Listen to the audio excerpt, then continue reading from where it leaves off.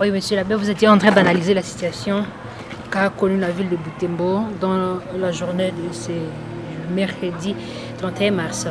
Voilà, effectivement, j'étais en train de dire que compte tenu du contexte dans lequel nous sommes, un contexte de sécurité, un contexte parfois de violations de ménage, de l'homicide des gens, les autorités elles-mêmes appellent souvent les citoyens à dénoncer toute situation suspecte ou toute personne suspecte.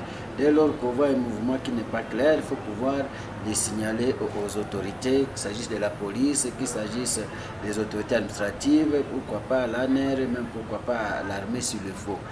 Ce qui s'est passé hier, malheureusement, la population, ça avait commencé d'ailleurs avant-hier. La nuit. Voilà, ça a commencé là la nuit de mardi à mercredi. La population elle-même a voulu se charger de ces camions, peut-être des personnes qui étaient dedans. C'est vrai que tout ceci traduit l'animosité qu'il y a dans le cœur des gens compte tenu des événements que nous sommes en train de vivre.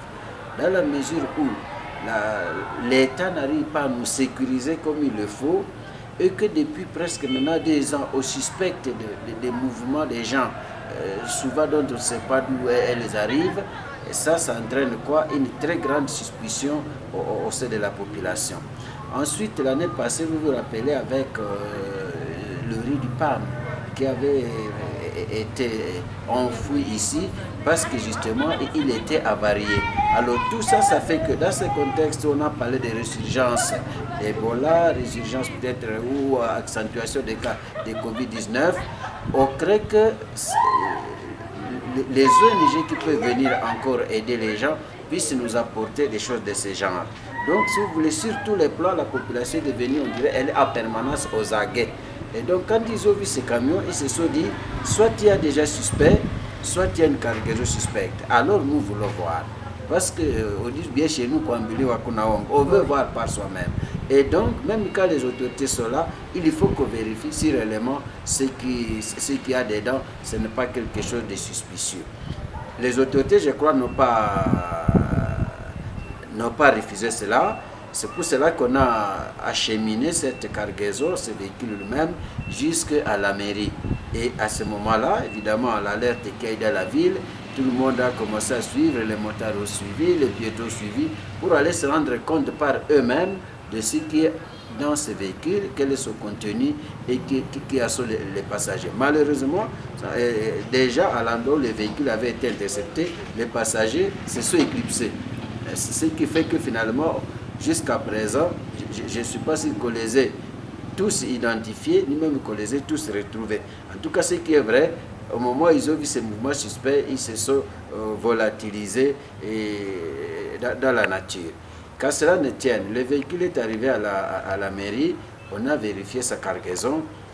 D'après les informations que nous avons eues des autorités, c'était que des haricots.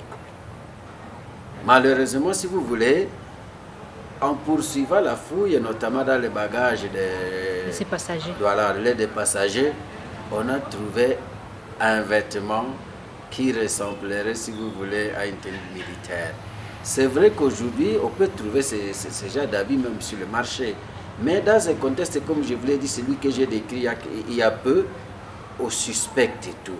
La moindre trace, la moindre ressemblance avec une tenue, je ne sais pas, de militaire, une tenue de policier, peut-être une tenue de casque bleu, tout de suite on dit, ça confirme ce que nous suspections.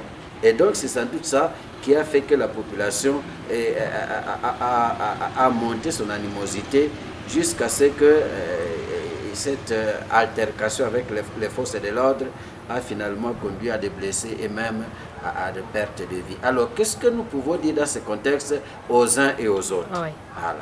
À la population, bien évidemment, elle doit rester vigilante, mais ne jamais s'occuper du travail des autorités.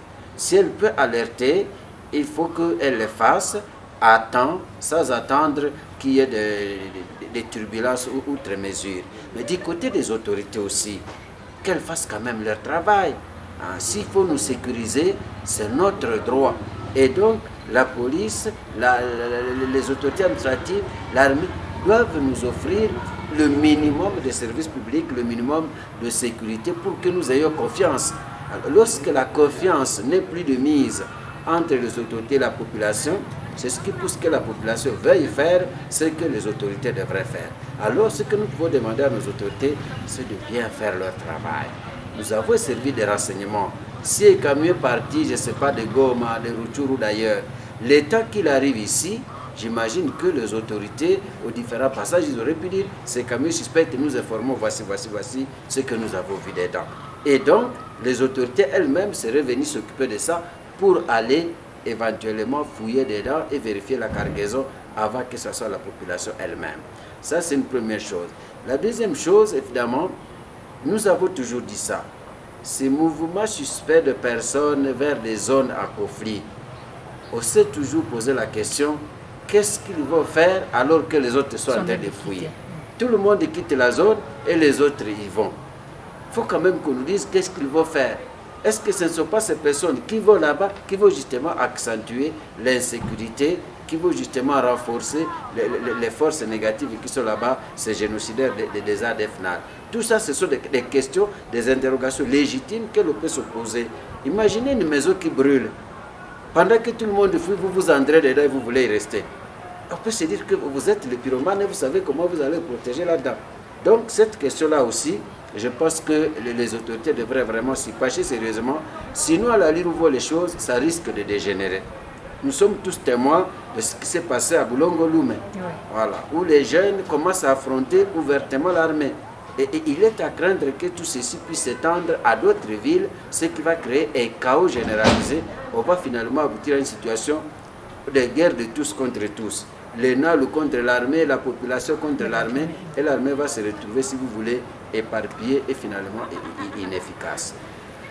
La deuxième chose que je pourrais recommander cette fois-ci du côté des ONG, parce que les contextes dans lesquels nous vivons, avec un risque de résurgence d'Ebola ou d'augmentation des cas de corona, il faudrait que les ONG jouent à la transparence. Si vous avez une aide à apporter aux gens et que les gens ont besoin de formation, faites-les spontanément. Parce que c'est lorsqu'il y a une sorte de résistance qu'alors les gens se disent « Ah, c'est suspicieux parce qu'ils résistent ». Mais lorsqu'on s'ouvre, comme le PAM avait fait, le riz, il est avarié, on les soumet au service de contrôle et quand ça ne va pas, on va la fuir. Je pense que ça calme tout le monde. Plutôt que de chercher à avoir, on dirait, des faux pour cacher les choses. Je pense qu'à ce niveau-là, cette collaboration entre la population, entre les autorités et entre les ONG peut permettre de tempérer tant soit peu toutes ces suspicions réciproques et donc conforter la confiance entre les uns et les autres. Monsieur l'abbé, nous vous remercions. C'est moi qui vous remercie et je vous appelle encore, vous les hommes et femmes des médias, à nous aider vraiment, à nous éduquer tous, population, autorités et tout ce qui peut venir nous aider dans ce contexte de turbulences. Là, j'en profite justement, j'apprends qu'il y a des tracts qui circulent, qu'il faudrait que les ONG quittent la ville. Oui. Vous voyez tout de suite là où ça peut aller. Donc, au-delà de cette cargaison, ça risque d'être maintenant toute ONG qui se trouve prise pour cible. Je crois qu'à ce niveau-là, la population, nous devons faire la part des choses. Savoir là où il y a suspicion, appeler les autorités, et là où il n'y en a pas, laisser chacun faire tranquillement son travail. Bien, merci. Merci à vous.